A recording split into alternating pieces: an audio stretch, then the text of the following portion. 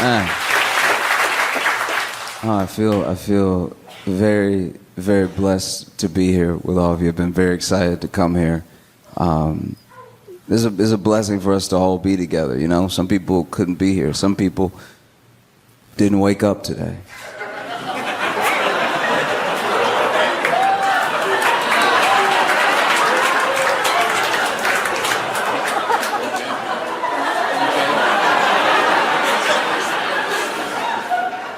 What I just said could apply to anyone.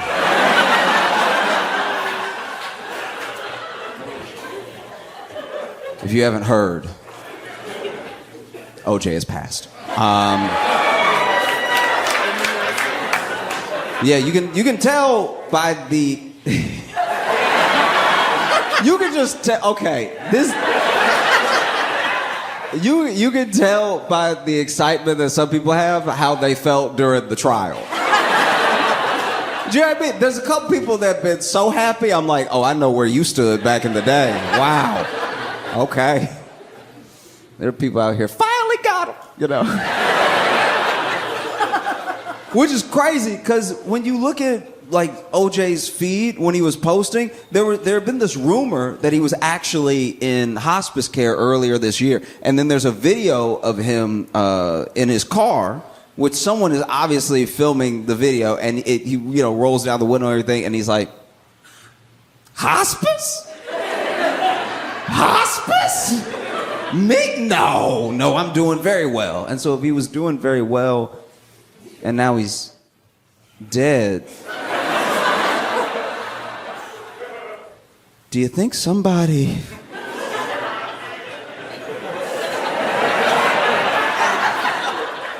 I don't know. I mean, it'd be kind of funny. You know? It just feels a bit weird, you know what I mean? Like he just seemed like one of those people that would just be around forever. Not in a way that I'm like, oh, I'm excited that he's around. Just like every once in a while you would see a tweet from him or you'd see something and you'd be like, oh yeah, OJ is out. Yeah, I mean, and I say out because he did go to jail, just not for the thing we know him for. That's my biggest disappointment with OJ. You think after getting away with murder, you lay low. You know what I mean? Like, this is the time to play it cool, okay? You just got away with the most public we've ever seen. Like, the whole nation was watching, and then they said not guilty. And then you were like, let's roll the dice again. But now he's gone. And it's gotta be weird. Like him and Nicole are gonna have a conversation. You know what I mean? Like, I'm joking. They definitely didn't go to the same place.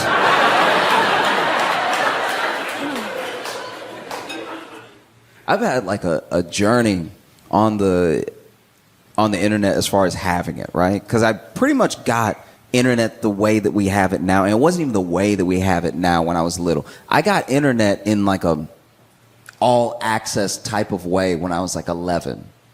So I was little, but there weren't things that I had before me. Like before, if you went back further than that, you'd have to like know how to code and stuff. 11 was when I could like get on the internet and type in boobs.com.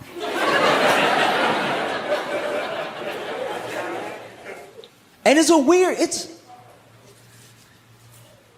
the internet has brought so many people together in the best and worst of ways, right? Because it used to be, before the internet, if you wanted community, you had to go out, you had to find your sort of like tribe of people, but on a more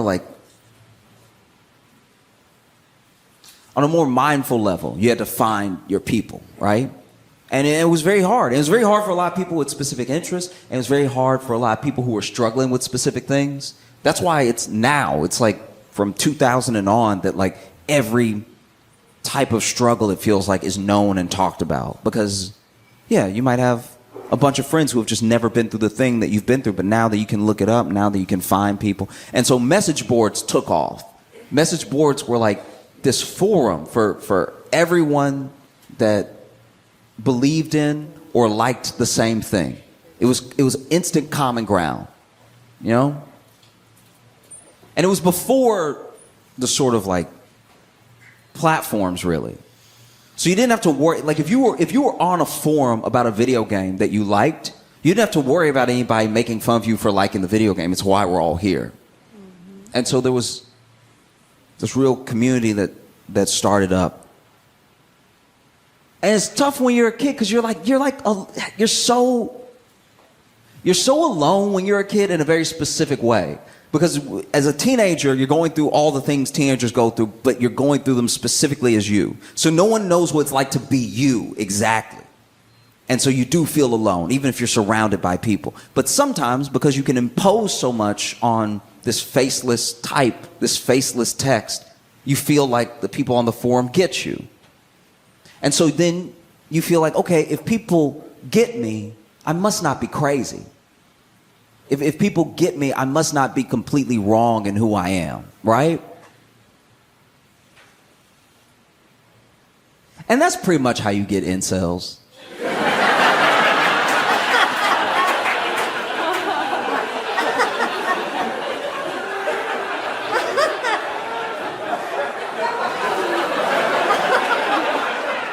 Do you know what I mean? Because this is the thing. This is one of the wildest things about incels I don't think anybody talks about. Incels, at least in their thinking, is actually weirdly, counterintuitively, quite reasonable. Because incels are like, no one wants to fuck me. And then the world is like, yeah.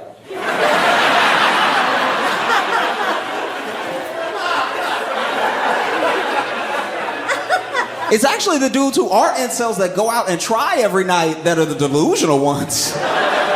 Like, all right, I've been striking out 600 days in a row, but tonight is my night. I put on extra cologne, so I know that the ladies will be all over me. Oh, it feels weird. Even the lore of how things get started. Like I'm telling you what I heard. I don't know the full ins and outs of this thing.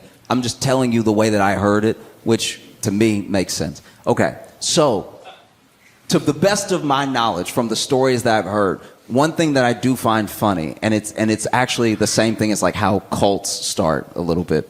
So, way back in the day, still in kind of the forum era, but we were starting to have social platforms where like anybody could get on. There were these guys who were all divorced, right? Like by and large divorced, or were not married, but like had some sort of weird situation. They couldn't see their kids, you know? And so then they banded together because it's a very specific pain, I would imagine, to not be able to see your kid as a dad. Because by and large, maybe because so many of us did do it this way, it feels more reasonable to do it this way. But a lot of people feel like, nobody really needs a dad.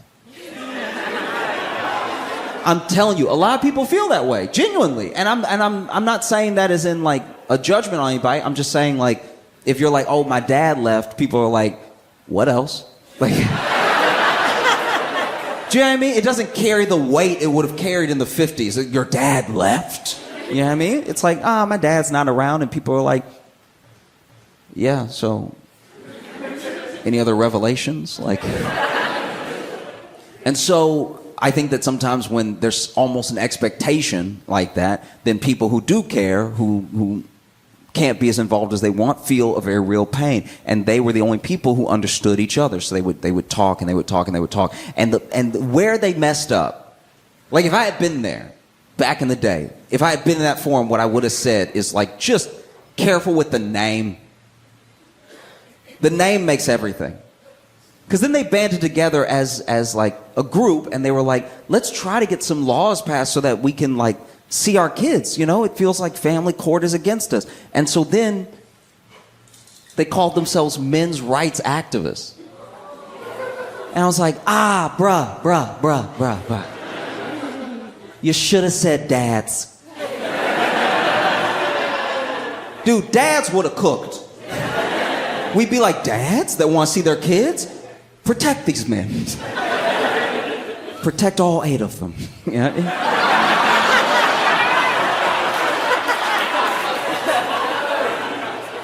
But because they said men, now men who don't even have kids are joining the group. And because people are joining the group, joining the forum that are not there for the specific cause, for the specific reason that they came together over this pain, it starts to morph into something else. So now these guys that are like, I just want to see my kids, are also being like buried in the comments of the forum by people being like, I can't get a date. Like, these bitches crazy, right? And so ironically, a lot of them, not all, but a lot of them, maybe they were angry. Maybe they were going through a divorce. Maybe they were bitter at their ex-wife or women in general for not being able to see their kid. But they could also see what was happening, right? They could see like what this thing was turning into. What used to be a genuine support group is turning into like a weird, it's just a weird hang. Do you know what I mean? Like, you never want to be surrounded by angry men. Even as an angry man. I've been mad as hell before, but anytime too many of my buddies are also mad, I start to calm down. I start to be like, all right, well, we don't want to burn anything down. Feels like y'all want to do something different. Okay. But yeah, it started to happen where like, be like, you know, couldn't get the visitation that I wanted. I feel like the judge hated me when I walked in. And instead of more comments underneath like that, I've had that experience. And don't give up. It's not over. There's always things that you can do. Hey, just try to work it out with her. You know, you can get more visitation with her permission. You know, like things that were genuine support started to be buried by like, man, these bitches want whole meals. You know what I mean? Like, I can't believe they want you to take them out and pay. This shit is crazy. And then eventually, some of the, not all, but some of the earliest members of the forum are like, I started this thing because I'm trying to see my kids. And a lot of y'all seem crazy as hell. And I want to see my kids. So I'm a bounce. And so then, just like that, it was kind of gone. Like the heart of this thing, the reason, the sort of nugget that brought it all together had disappeared. And all that was left was this mob that had gathered with different grievances. You know? And that's how you get red pill stuff today. Do you know what I mean? Because the thing about red pill that's so appealing is that anyone telling you it's not your fault is probably going to get your attention. It's one of the most, it's honestly one of the most appealing arguments someone can make. If you're unhappy with your life and they come to you and they say, hey, none of this is your fault. Even as a defense mechanism, you're like, I'm listening. All right? And even red pill in and of itself is like starting to like eat itself. Because there's no basis around what it's really about. It's not really about community. It starts to just become this weird thing, you know? Like I've heard some of the most insane arguments ever. And I don't even think I'm thinking about the stuff you're thinking about. You're thinking about the surface level. I'm talking about deep. Like when a red pill podcaster really starts to cook. Like, I can't believe y'all out here having kids. That shit, y'all having kids, I don't know. Just something about like you had a daughter? That's gay, dog. Are you serious? You had a daughter? You had a daughter? That shit gay as hell, for real, man. That means you cum girls. Pause, dog. Nah. We ain't doing that over here. Are you serious?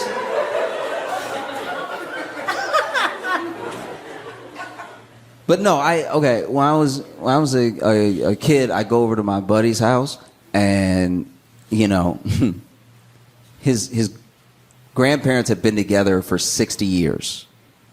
That's a long time. 60 years of marriage, by the way, not knowing each other, not being cute.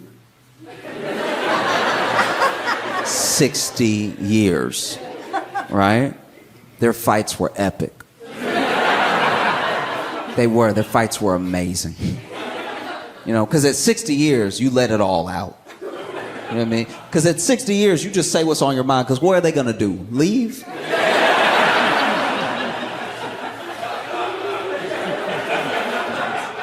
Me and my boy be in the other room and we'd hear, "Oh, I should have married your brother."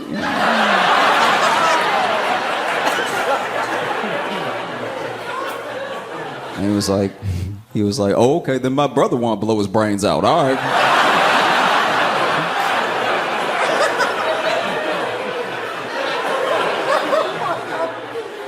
Married 60 years. Crazy stuff, right? And basically, his granddad was going deaf very quickly. He was losing his hearing rapidly, but he didn't want to wear hearing aids because he didn't like how they made him feel, right?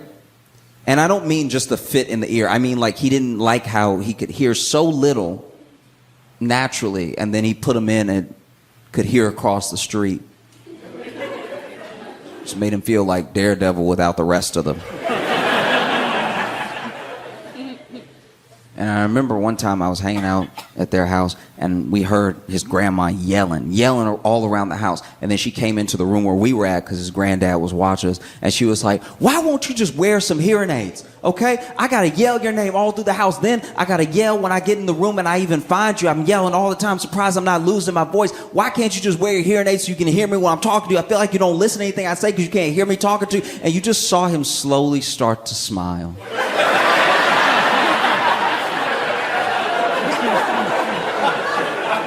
It's honestly the most boss move I've ever seen in my entire life. This dude was like, "I will go deaf if it means I know peace, all right? I have no problem." And one time, I was over at their house and his grandma was watching us. And we were being quiet. So I don't know if she was saying this to us or to herself, but out of nowhere, she broke the silence. And she was just like, that nigga hear me.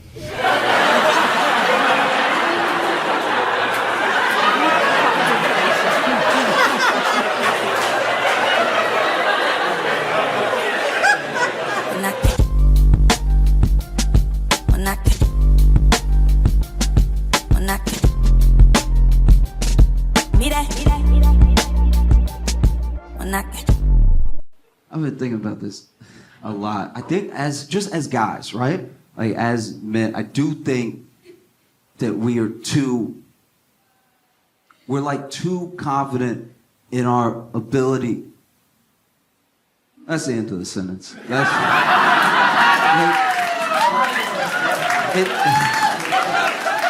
There's just like, as human dudes, there's no other species of male in anything. You could be a gazelle. A male, like, gazelle. Do they make male gazelle? Anyway. You could be a male gazelle. There's no random day where you're going to look at a lion and be like, he looked like he want to fight. Like, this shit. Do you know what I mean? You know how every other male sees like an order to the world and functions in it? We're the only ones. It's crazy. It's crazy. We're the only ones. Maybe a female gazelle might fight a lion, and that's if the lion's already attacking her child. You know, she might step up, and even then, it's like 30%. So like, there's just an order to nature. I was hanging out with a friend. Turns to me, unprovoked. I had said nothing, and he goes, "You think you could fight a bear?"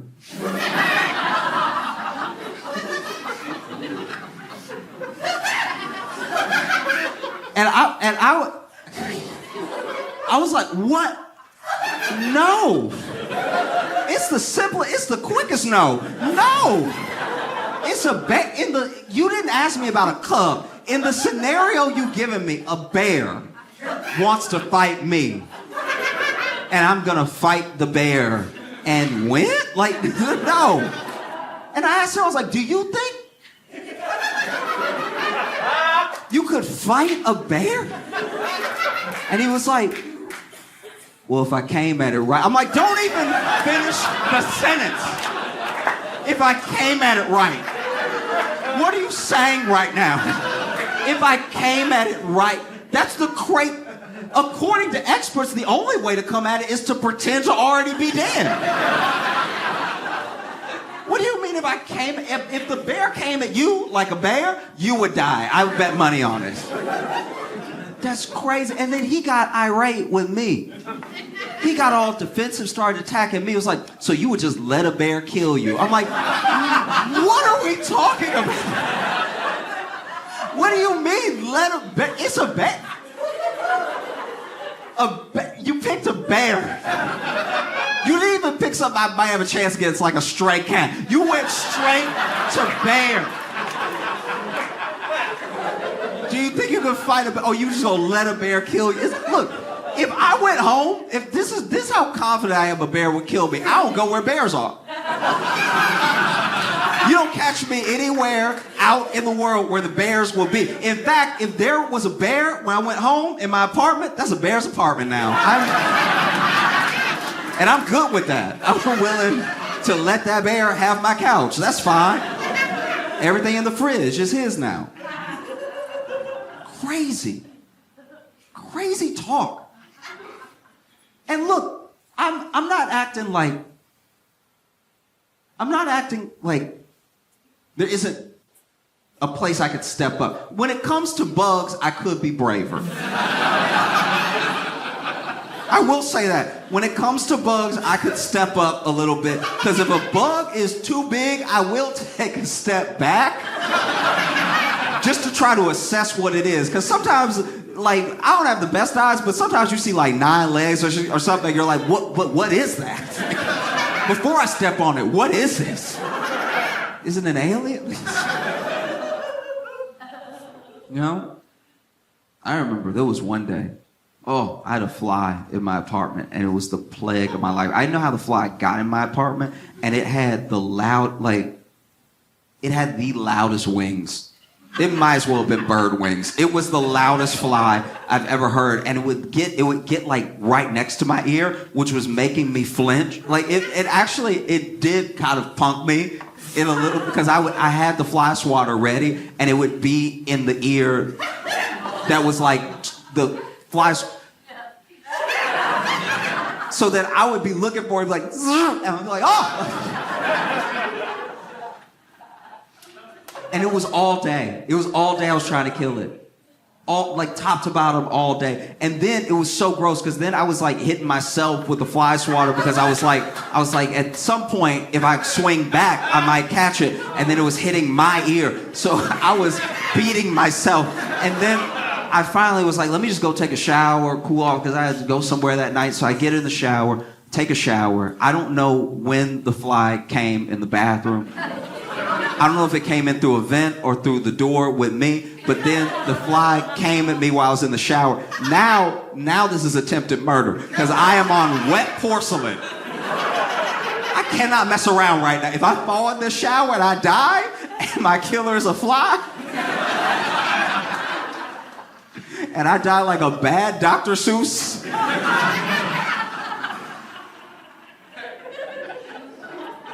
anyway, I finished my shower. I, swatting them off, everything still. And then I opened the curtain. It's right there. I'm exhausted. I'm naked. I'm wet. I grab my towel, and I spin my towel, get really tight, right? I don't even care if you believe me. It's one of the proudest days of my life. I spun my towel as hard as I could, and then I popped it at the fly, and right at the end, right at the tip, it popped the fly and killed it. And I'm not gonna lie to you. In that moment, I was like, I think I could fight a bear. I do.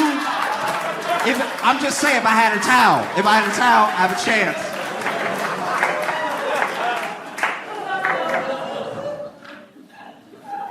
Okay, look, when I say it, it's not gonna sound true. But believe me, all right? I really thought that when I saw Drake leaks trending, it was gonna be music. I was so sure that it was gonna be music. I was like, stuff leaks all the time. Let's listen to this album before it comes out. And I know a lot of people thought that. I'm not alone. A lot of other people said, they were like, you thought it'd be music too. I was like, yeah, I thought it'd be music. And in case you don't know who Drake is, I don't know how, but in case you don't know who Drake is, he's a rapper. And in case you don't know about the Drake leak,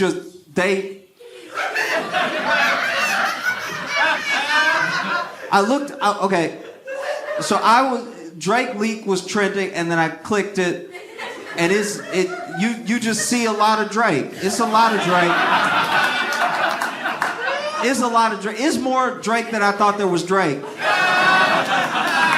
You know what I mean? And I want to be clear about something, okay? Because I know it's weird, but a bad thing happened. Someone's nudes were leaked, and that should never happen. It should truly never happen. Everyone deserves autonomy for their body. I know he's like a rich man, so it's easier to like let it slide, and it's different. It feels different, at least, when it's like a woman's nudes. But still, he didn't want that out there, and it's out there, which is a shame. You know, so I felt very conflicted because I was like, that's a shame that somebody would do that, you know? And then on the other hand, I was like, all right, but like, no more sad songs. Like, I don't...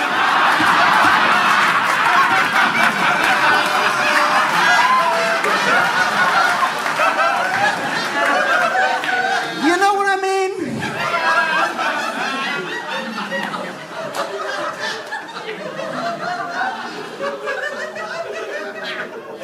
Like, if I had a friend that was built like Drake, I would never let him cry to me. About anything. I'm not gonna lie. It would always be burned in my brain. I'd be like, hey, everybody daddy dies sometimes, okay? Cheer up and look down.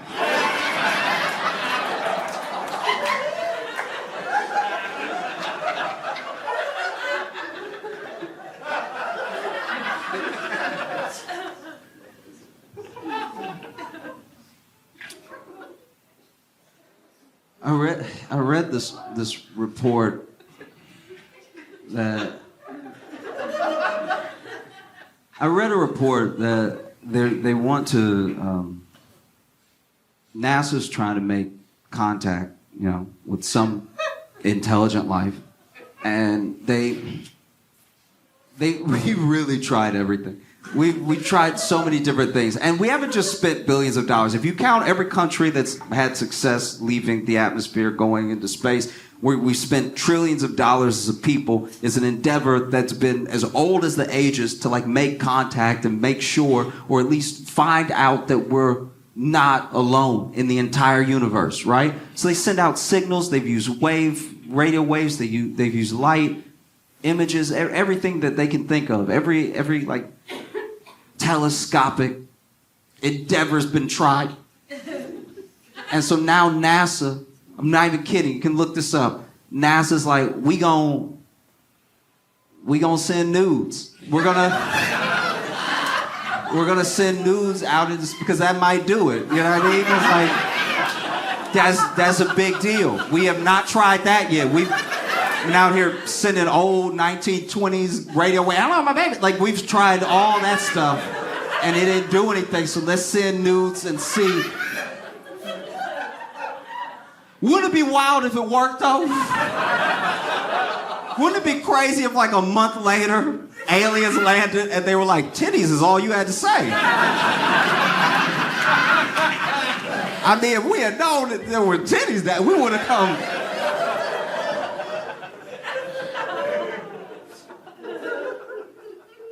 It feels, you know what I mean? Like, just say you're out of ideas. Smartest minds in the world.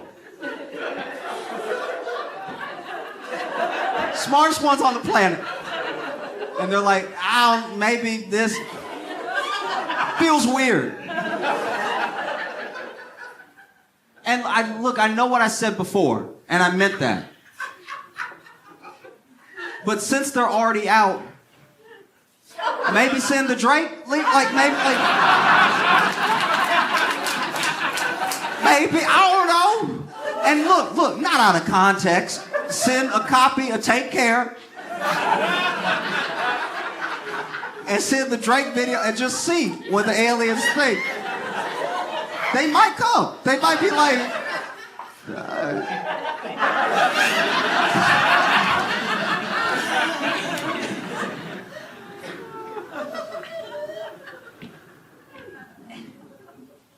I also read a report that says that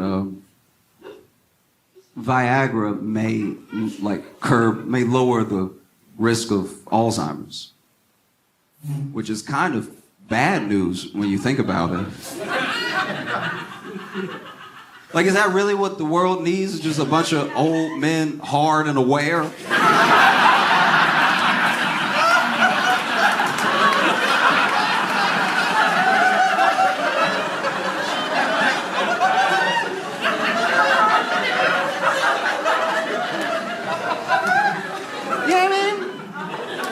I thought that as men, we had a pact with the earth.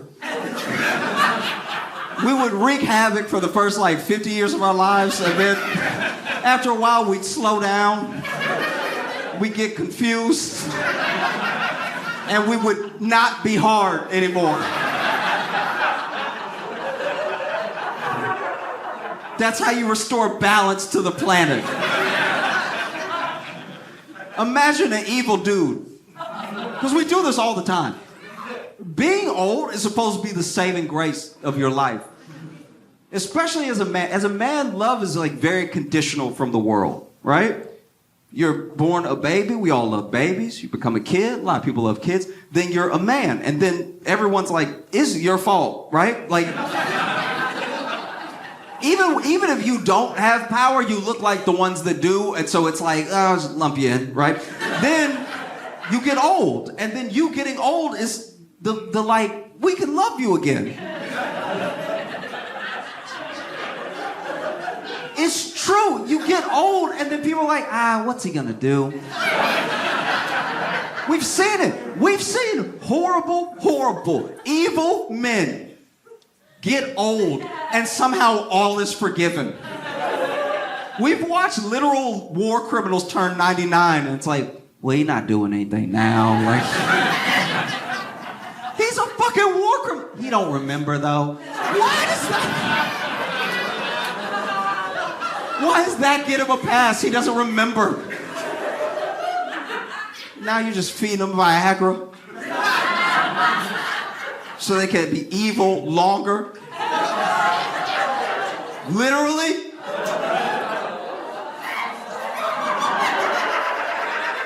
We have to stop this. This is crazy.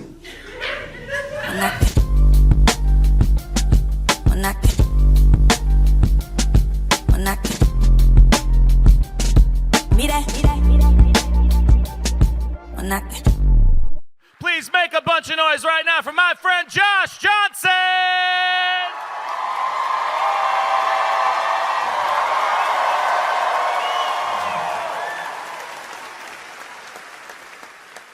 I watch a lot of true crime documentaries and series and stuff, and I like to watch the ones that, as best as possible, don't involve murder, because genuinely, I'll be like, oh, this is wild, but this is also very sad. So I like the ones where it's like a robbery. You know what I mean? I like when it's like a huge drug bust, something you can really sink your teeth into without being like, oh, there is a family to be sad for. You know what I mean? And what I love is the process of when the person is sure they're not going to talk. You know what I mean? They'll bring somebody in, and when the person gets brought in, some people really hang tough. Some people, door slams behind them. I've never been to jail, but I hear the doors are heavy. Door slams behind them. They actually get more tough. They sit in an interrogation like, what? I'm not gonna tell you nothing. You want something out of me? You got the wrong one. Okay? And then there's other people. That door slams, and as soon as it slams, they're like, listen, I wasn't there, all right? It was Robert. It was Terry. Robert and Terry, it was their plan anyway. If anything, I'm an innocent bystander. I was just in the car. Y'all know when y'all arrested us, I was in the back seat. That's for a reason. I wasn't even the getaway driver. I thought we were going to McDonald's. Like, just, there are some people who snitch so fast. Even the police can't write it down fast enough. Police are like, well, we got it on tape too, but yeah, this is too fast for the shorthand. Imagine you snitch so fast you make a cop go, hold on.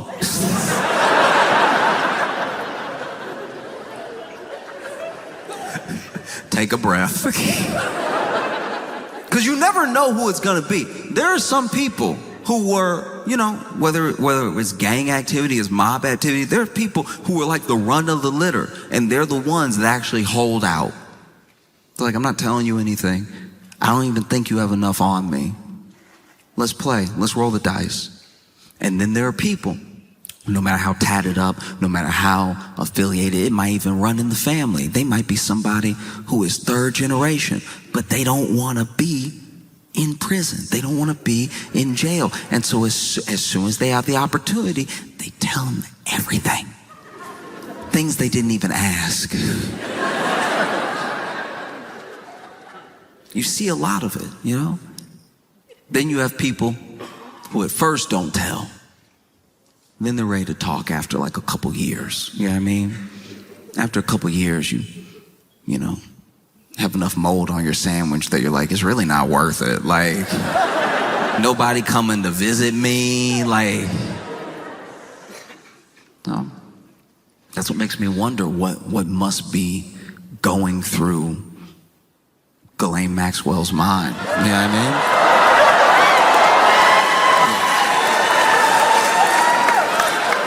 Look,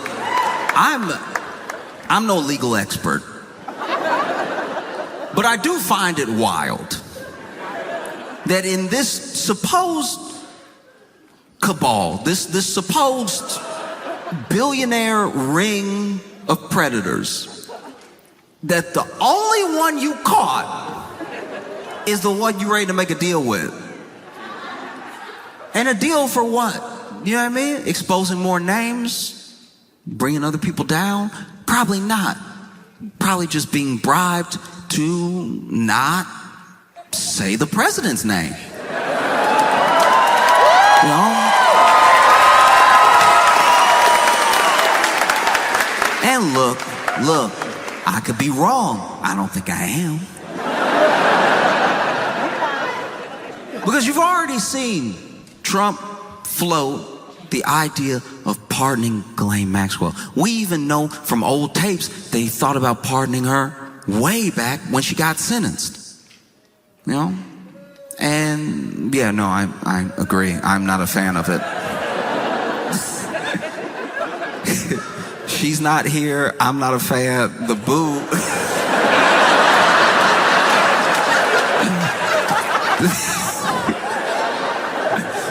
I've done, this is somebody's essence being booed. Like,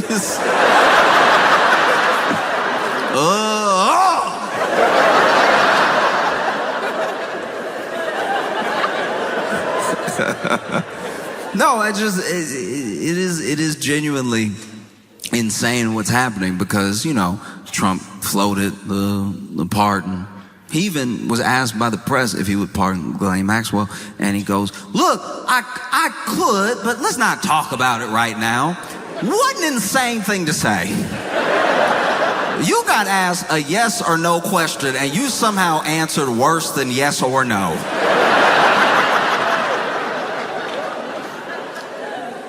I've never been doing a test and got a true false and put maybe.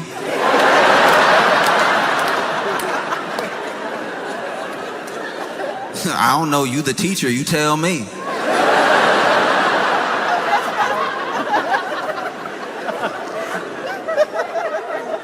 That's insane. Already floated a pardon in front of us, maybe to gauge our reaction. Maybe if there's not enough outrage, the pardon will go ahead. And then DOJ goes, have a conversation with Ghislaine Maxwell. And already, I think it was today, just today, she's been moved from the prison and she was in to a minimum security facility somewhere else. Thought we covered this.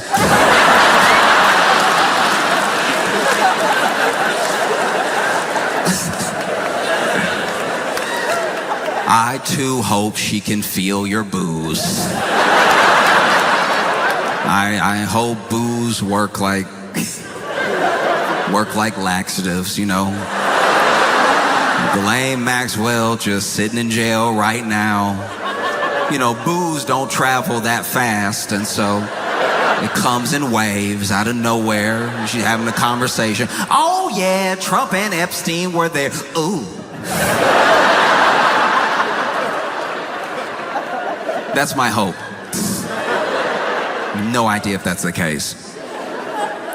But, you know, you see this sort of thing happening. It feels insane.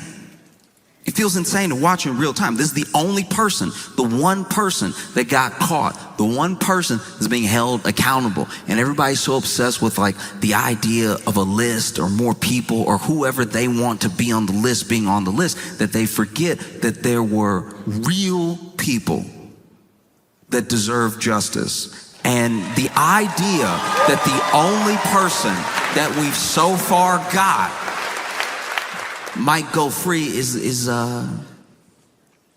unacceptable, you know?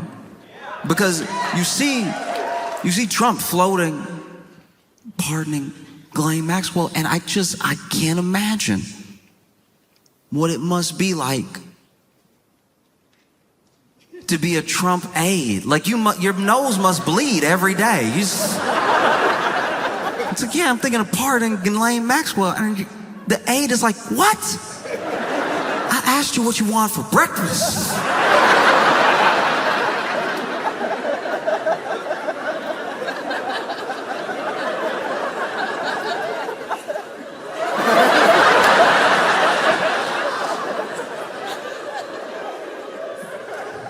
If anything, I think I am a little bit, I'm trying to figure out how to put this.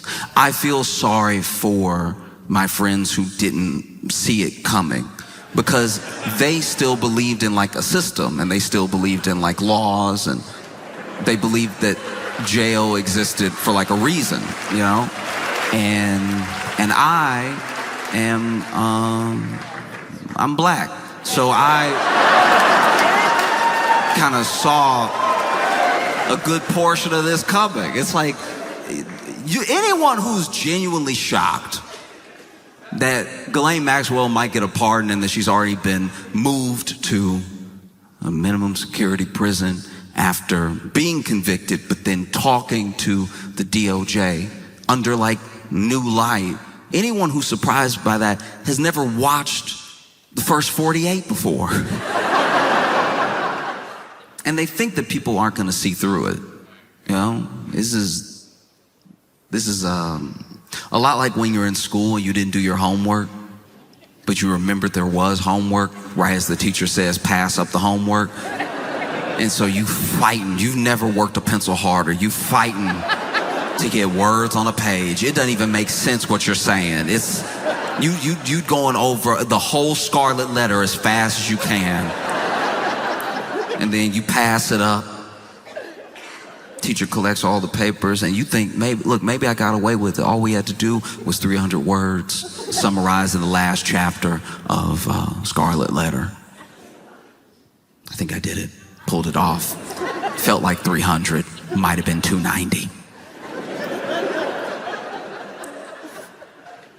And then class is going on. Maybe you have to read while the teacher grades the homework, and then teacher says your name, calls you up to the front. You're like, okay, don't panic. Maybe I did a good job so fast she's impressed. That's a possibility. And then you walk up to the front, and the teacher's like, did you do this just now? And you don't know what to do. You're caught. You're caught. She caught you. But there's another part of you that's like, maybe if I die with the lie, she'll believe me. What? Just now? No, I did this at home. And she's like, you sure? You're like, uh-oh, she's on to me.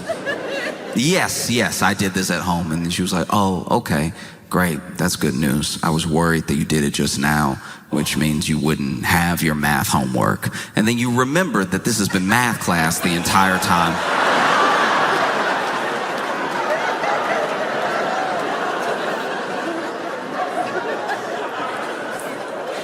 That at least feels like what Trump is going through.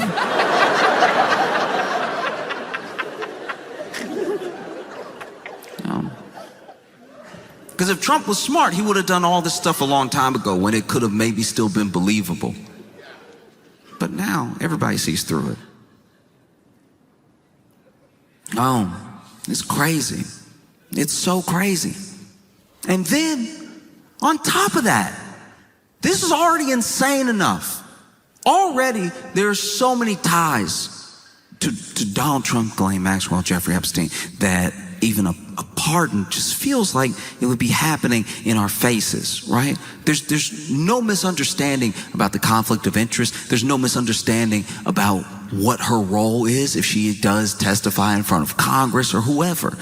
And there's no misunderstanding about what the quid pro quo is between the two of them. You know what I mean? And even in that moment, on top of all that, Donald Trump floats pardoning Diddy. And it's like, that one doesn't even have anything to do with you.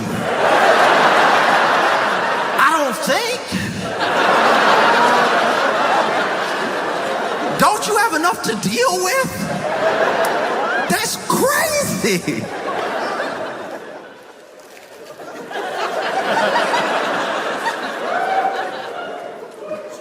As someone who is not in jail, I'm sweating about everybody who's about to be out of jail. This is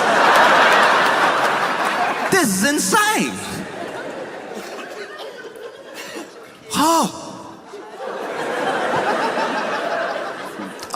So then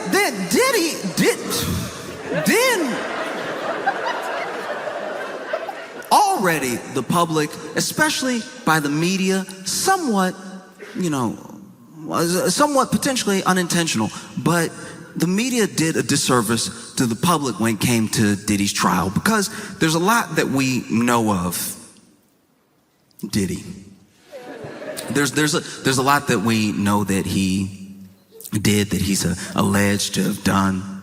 And I think that the state put forward a remarkably bad case to try to lock Diddy up, because I think from the public's view, they see the trial and you see it through the lens that the media is selling. The media wants you to keep watching, they want you to tune in every day, and so they make it look like he's about to do 10,000 years, right? They really hype this thing up. They never really mention that all the while the trial is going on, pieces are getting dropped. Left and right, charges are getting dropped. There's things that the state is focusing on. There's things that the state is dropping. There's things that we understand that Diddy is at least allegedly done from all the documentaries that came out. You would think that Diddy was 16 OJs, the way that he had documentaries coming out about him every month. Everything Diddy ever did to anybody, they got their own documentary on Tubi, on HBO, on Hulu. Everywhere. Oh, he hung me out of a window. Like, just nonstop stories, right? But it's important to remember what he's being charged with and what he's on trial for. So then things would even come up during the trial, things that are illegal, that they were just talking about plainly, all to get to the thing he's actually being charged with. So as bad as this testimony sounds, and as many things that are going on, you have to remember these are not the things he's being charged with. And I think that media got carried away. I think the news got carried away because they finally had something juicy, something big, something that they knew was going to last for days, weeks, months, that wasn't the same old stuff. Something that had a bunch of intrigue in it. Apparently there's all these tapes. Apparently he has all this blackmail on all of Hollywood. There's all these things that were supposed to be coming out during the trial, you know? And then the state supposedly makes their case. They read out the verdict. Everyone is sure that this man is about to do 10 million years. And then they read the first one, not guilty. And they start reading them, and there's 5 charges, and 3 of them not guilty. The 3 that carried the most weight, the 3 that had like a minimum 15, 20 years, you know? And then there's 2 misdemeanors. Those 2 misdemeanors he is found guilty of. The people are perplexed. How is he found guilty of these things that are at least tangentially related to the other charges that he hasn't been found guilty for? What's happening, right? And those charges, the things that he was convicted of, they don't carry some mandatory minimum. You know, he could get time served. He could get up to 10 years. He could still do 20 years. But it's not likely that he'll do 20 years because that is the most extreme of cases where you give people the maximum. And I even rewatched a little bit of the reading of the verdict, and I just thought to myself, could get time served.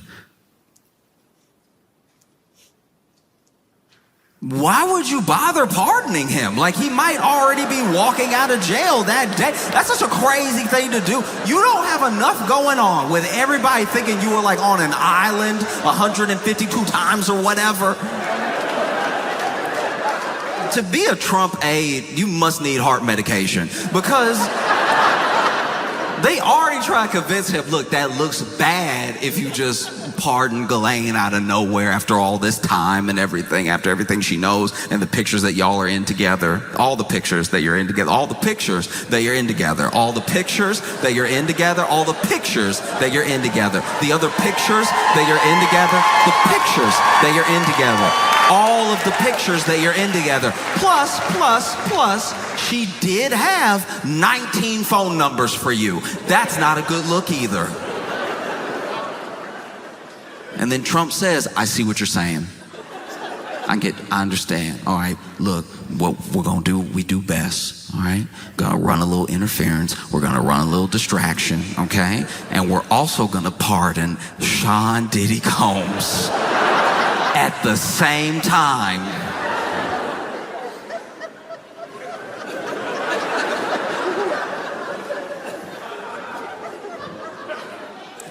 Karen, press secretary, must be fighting demons. I can't imagine. Look, everyone, whether it's Kellyanne Conway, it's Sean Spicer, anyone who has had to represent the Trump administration, go out to the press and answer questions. Look, I understand they chose that job. I understand that they chose to be there. But to a degree, you do have to wonder what the conversation is like before they go out. When they get handed a binder, and at the last second, one of the aides says, and he gonna pardon Diddy. So,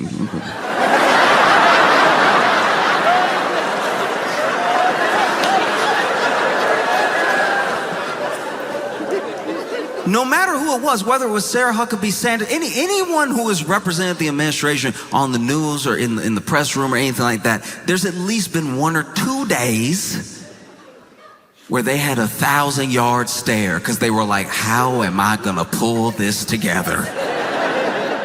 Because look, things came out during Diddy's trial, things that made you think, of course, this jury is gonna find this man guilty. They have to look at everything that they've heard, but you gotta remember the things he was on trial for and the things that they heard didn't always line up. there was one day of testimony that truly blew me away in that case. And that's hard to say because plenty of those days were rough to listen to. But there is one day in particular that has stuck with me in a different way than the other days. It was the day that Kid Cudi testified. Now, famously, still somehow allegedly,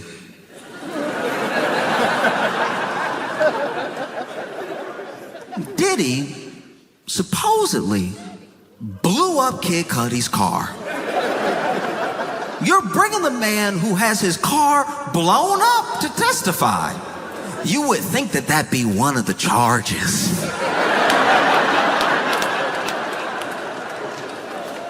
I've never blown up a car in my life.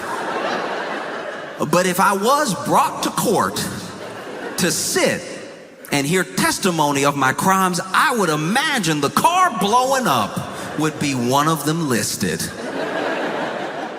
Anyway, they bring in Kid Cudi. Kid Cudi's testifying about the timeline when he dated Cassie, things that happened between him and Diddy. And then he describes a day that is truly harrowing. Kid Cudi is testifying that while he was gone, he was actually, I believe, spending some time with Cassie, that Diddy hears about the relationship, is very upset about it, and Diddy went to and broke into Kid Cudi's house, right? So already, Diddy in your home, that's terrifying.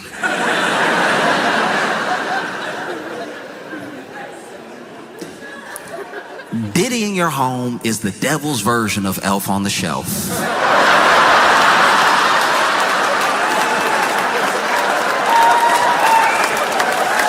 You don't know what he gonna do. You don't know where he gonna be.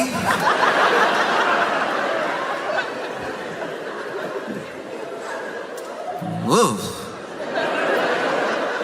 So Diddy was in his home. Now, I'm a little fuzzy on this part, but apparently, I believe at least, that it was Diddy's assistant that called Kid Cudi to let him know, hey, okay, ooh, how do I tell you this? There's no good way. Diddy in your house. He is all up in your house. I mean, I drove him. He made me. He's like, where you live? And I was like, and we went over to your house. And so he's in your house. I'm not now. I'm outside. You know, he told me to wait here. I don't know what he gonna do. And so, Kid Cudi rushes home. And not only is he rushing home, he actually, this is at least as I understand it, must have Diddy's number because they had a conversation. And he was like, yo, you in my house? You in my house? Bass in voice, ready to beat somebody down. You in my house? And apparently, Diddy very calmly said, yeah.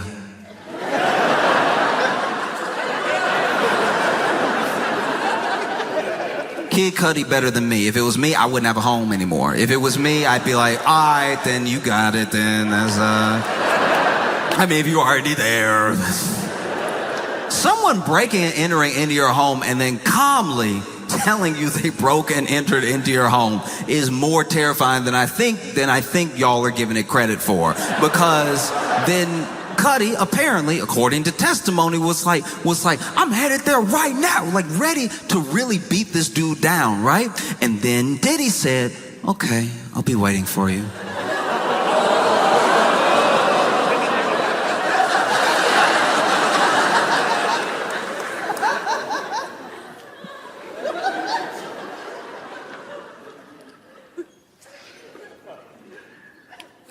I wasn't in court. I had to read all this.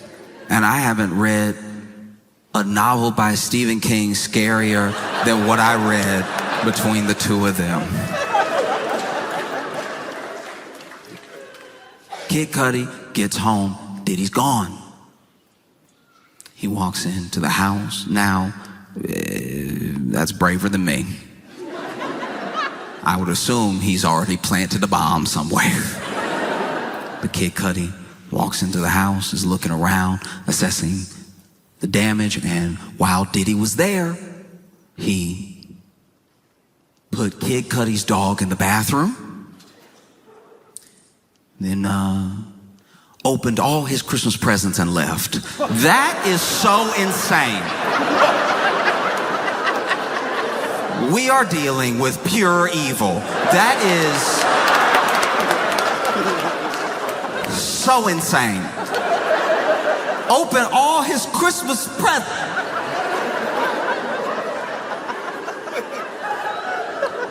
How is he all at once one of the most menacing figures that hip hop has ever seen and a third grade bully? How is it possible that both of these characters hold the same space in the same body?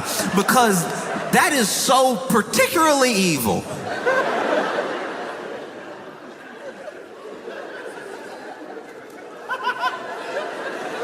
He said, I walked over, Christmas presents unwrapped. I opened the bathroom door, my dog confused.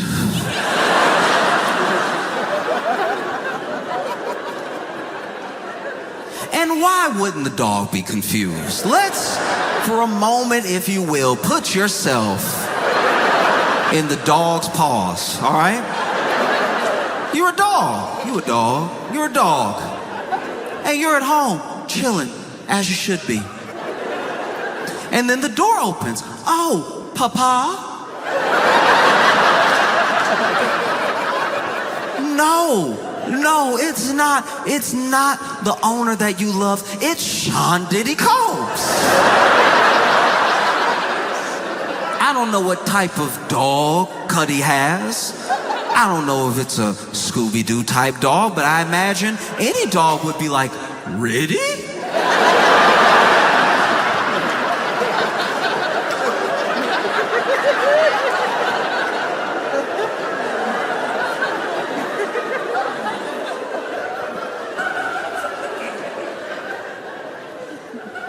And then Diddy walks over to you confidently, like he knows you. And then he puts you in the bathroom and you're like, okay, I guess that's the best possible outcome. Oh, wow, okay, oof. I thought something way worse was gonna happen. I'm not gonna lie to you. Wow, that's great. From what I've heard about you, the bathroom, man, I don't love it in here, but it's better than whatever you're about to do.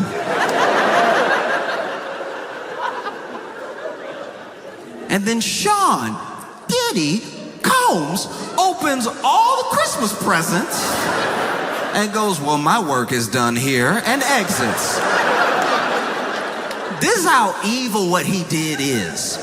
He already messed up the call to the police.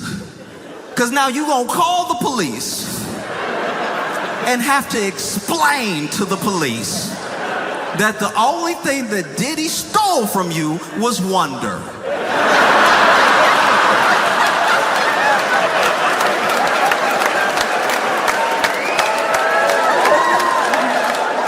Imagine that call to the police. You gotta call the police and tell them that Diddy, and the police are asking you very reasonable questions. They're over here like, is he still in the home? I don't know. Hopefully that would make this whole thing a bit more serious. Right now he's left it at hilarious, which is a sick thing to do.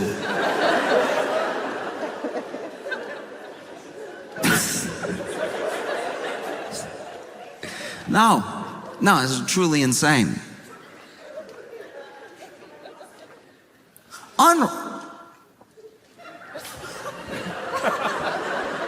Not even destroyed, unwrapped.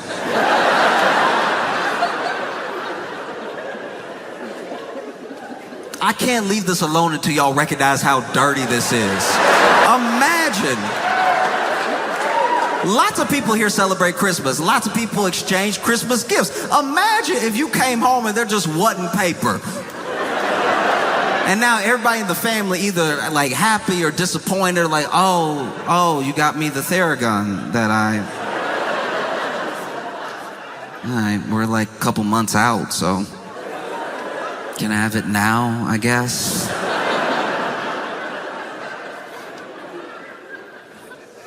Truly an evil man. And Trump is floating, pardoning Diddy. Even before, this was odd, even before this Epstein stuff popped up, Trump had floated the idea of pardoning Diddy mid-trial.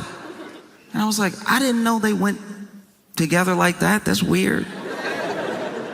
Imagine being a white man in your 80s and your favorite rapper is Diddy.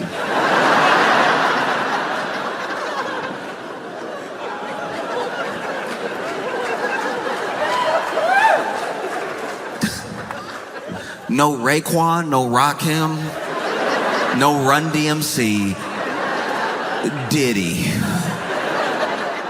Okay. And even then he had floated the idea of pardoning Diddy. And who knows, maybe something happened.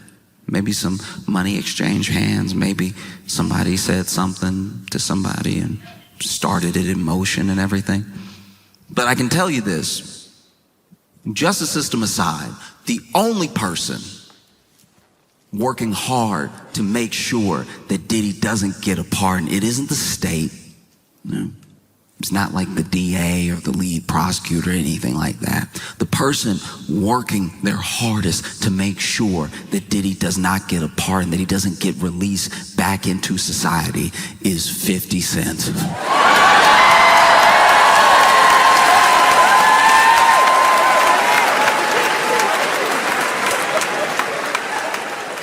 50 Cent was so excited when Diddy was arrested. There's a video. You could watch the video. It's about 8 seconds long, but it's very, very funny. And it is 50 Cent laughing in the car when I guess he heard the news that Diddy had been arrested. And this man is chuckling.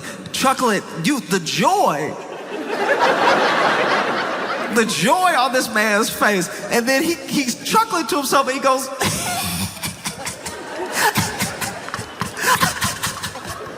he goes, spend Christmas in jail.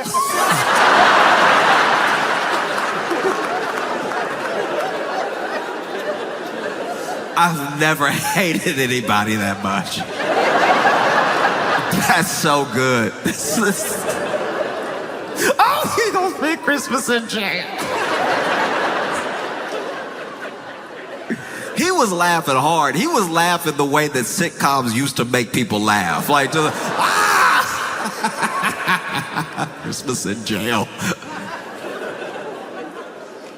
And so when 50 Cent heard that Donald Trump was floating pardon for Diddy, he went to work. He did what he does best. He trolled. 50 Cent just started posting everything bad that Diddy ever said about Donald Trump and tagging Donald Trump.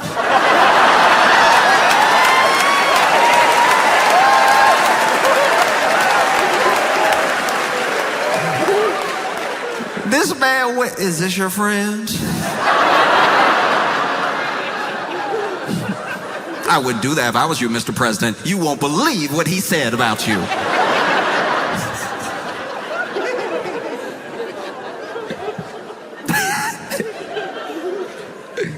Oh, no. No, Donald Trump, this is not one of your African Americans, okay?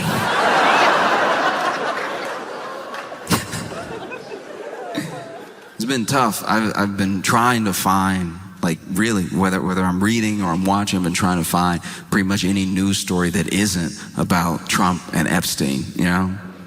And I came across one that genuinely shocked me in Florida. They, yeah. In Florida, the Tallahassee police arrested Chuck E. Cheese at Chuck E. Cheese.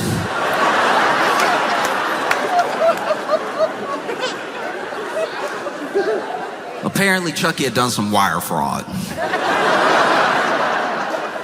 And so the Tallahassee police showed up to the Chuck E. Cheese. And they were ready to take him in, all right? Cuffs already out. And they arrested Chucky mid-birthday party.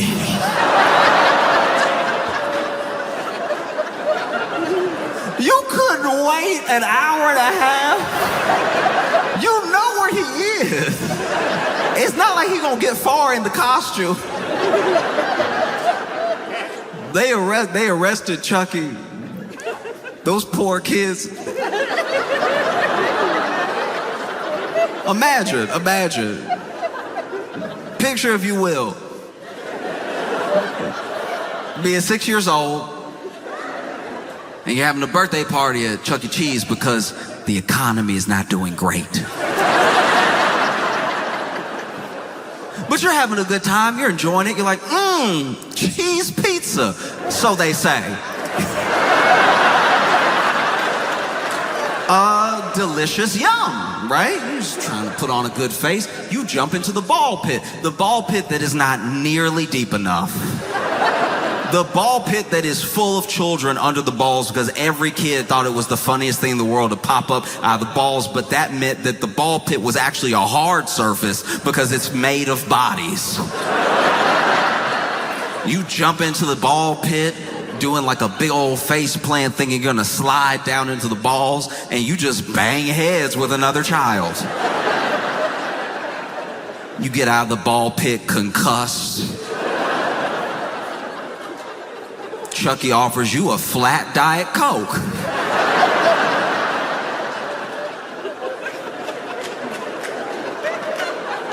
Look, there's a hierarchy to costumed mascots.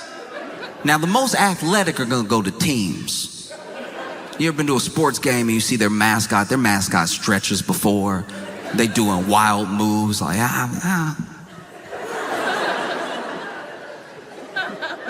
You go to Disney, there's a lot of walking, but it's a lot of poise. It's a lot of like the stances, you know. You get somebody that's doing goofy, and they're really doing goofy. They got the,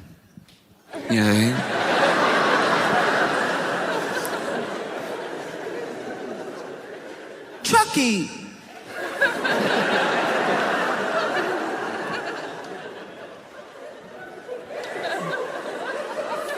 Chucky, as far as like costumed mascots go, Chucky doing a lot of the same. Trying to figure out how to put this. Chucky, the qualifications to be Chucky at Chuck E. Cheese are a lot like the qualifications to work at a Waffle House, okay? You're gonna get in the costume, they're gonna tell you do your best, all right? Do your absolute best, and if somebody's swinging you, you can swing back after they hit you the first time. You gotta let them get that first hit in. If you hit first, that's assault, all right? And you'll be fired. But look, if they put hands on you first, then hey, you gotta get it how you live and go ahead and swing on them.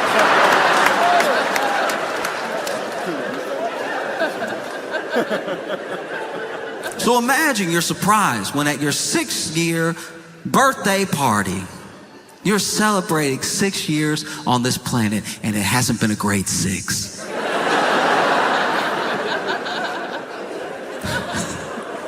You're a little too young to like remember COVID, but you know mom and dad are weird.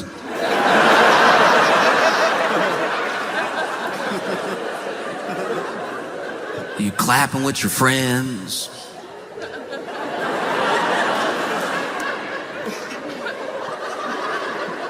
And Chucky's doing his thing, trying to like find the beat.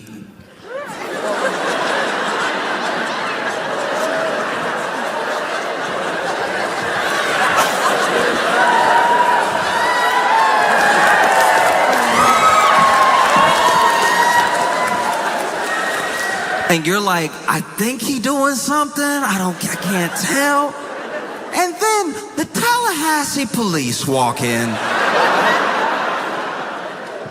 And they cuff Chucky right there in front of you.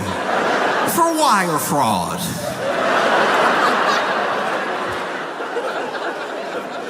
Y'all couldn't wait. You know where he works. He wasn't gonna get away.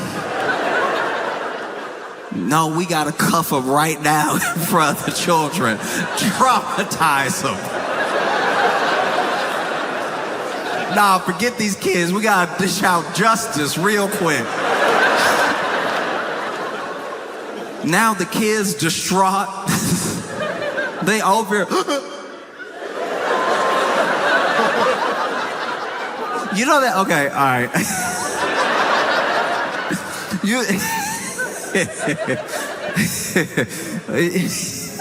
I'm sorry. It's funny because it's like I can see the kids being like, what'd he do?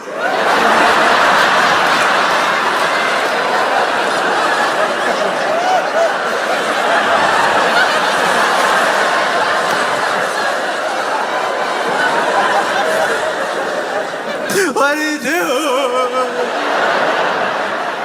You know that rumble in the throat when you really cry? There's a certain way you can cry when you're 6 that you never cry again. Like, this is like honestly, a 6-year-old will drop an ice cream and they'll be like,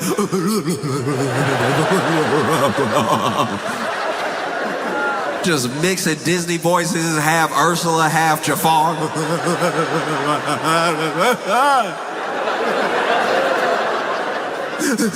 What'd he do?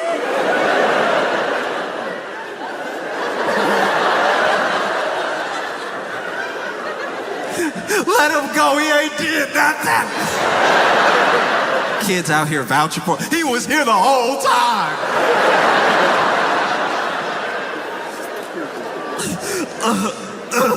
Because you know that.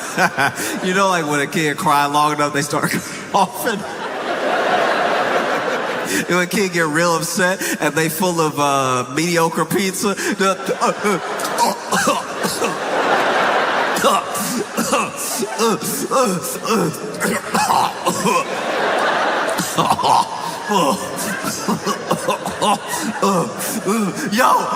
Yo, free Chucky!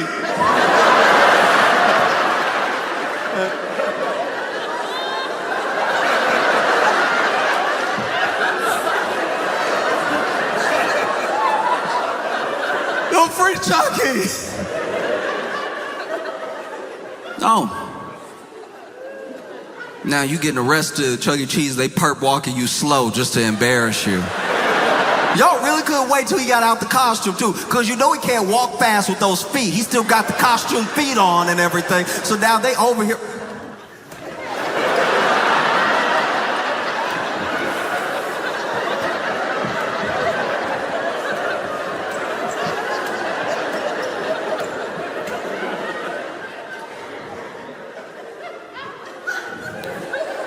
They get Chucky outside, slam him up against that car. Boom.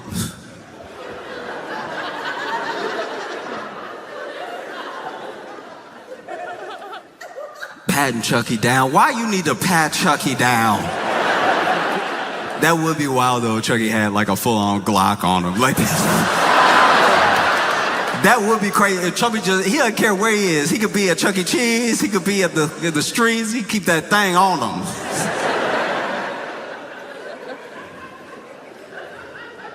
The thing that I think would have been probably the toughest for the police, because I personally read about this, I didn't see video, so I don't know if this happened or not, but it would be hard.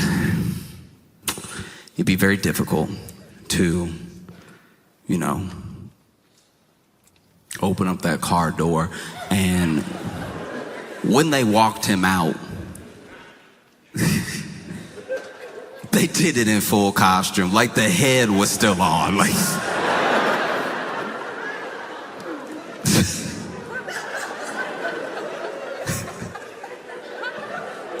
that's crazy.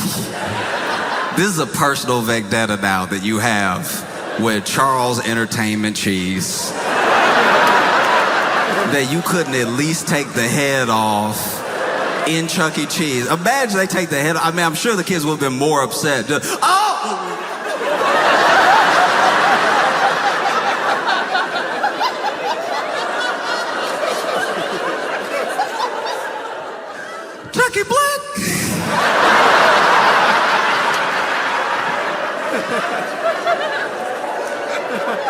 could have sworn. Anyway.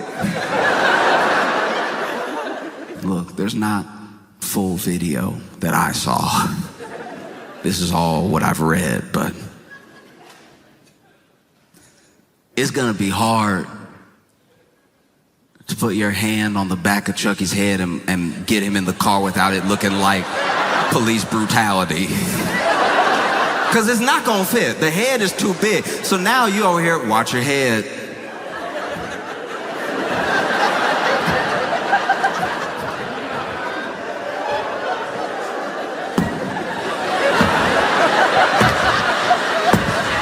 Kids at the glass of the door. You know how Chuck E. Cheese built. They at the glass like, no.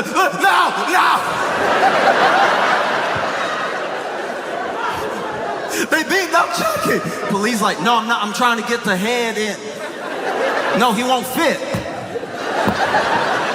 He can't even feel it like that. No, don't do that. Everybody start recording. Look what they doing to Chucky, y'all.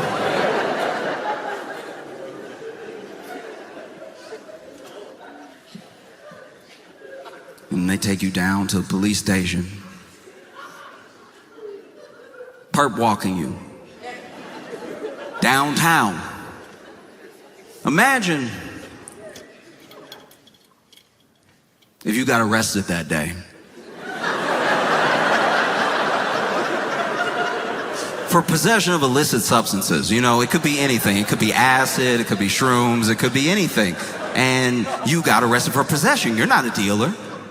They caught you doing essentially a victimless crime, trying to enjoy yourself, enjoy your Saturday.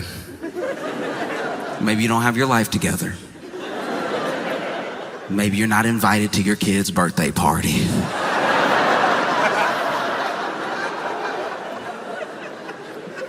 And you get arrested, you're sitting downtown, waiting to be processed, and then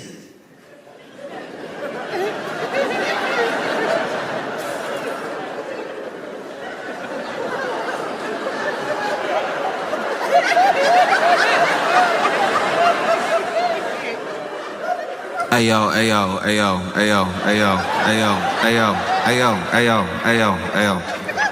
I know I got a right to remain silent. I know this may hurt me in court. But did a giant mouse just walk through here fully arrested? Oh, thank goodness. I thought I was still very high from drugs.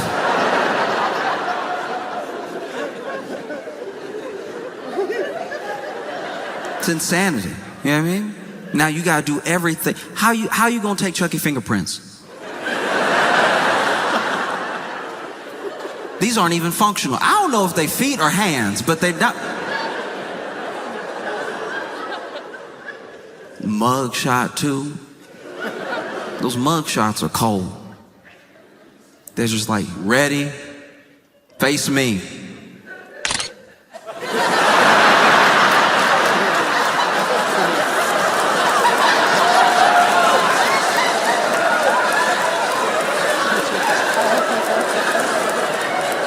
Turn.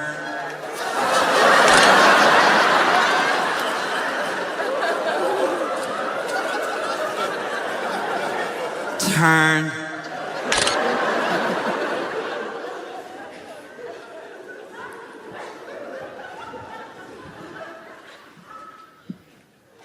No. Now you gotta sit in holding. Imagine all you did was get a little drunk. Maybe get into a fight at a bar. You sitting in the drunk tank, and the only other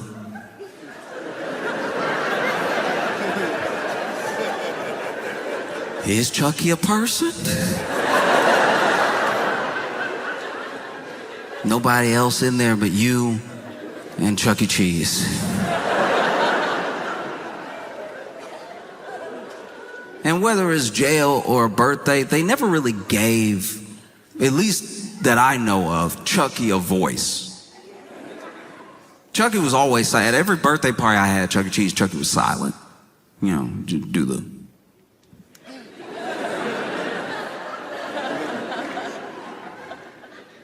Imagine you sitting there with Chuck E. Cheese in jail.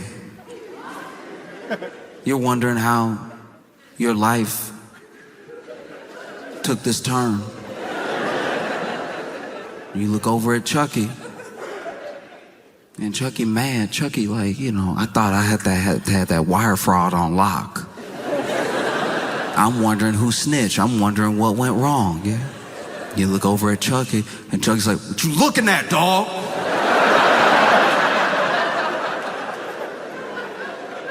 You got a problem? But all you see is...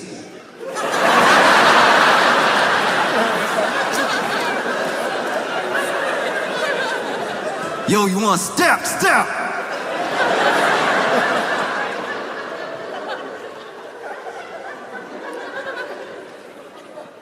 I'm just saying that in this like kangaroo circus of a court and justice system where we know the government is playing in our face, playing with really dangerous people who have done terrible things. If you're gonna pardon Ghislaine Maxwell, if you're gonna pardon Diddy, then at least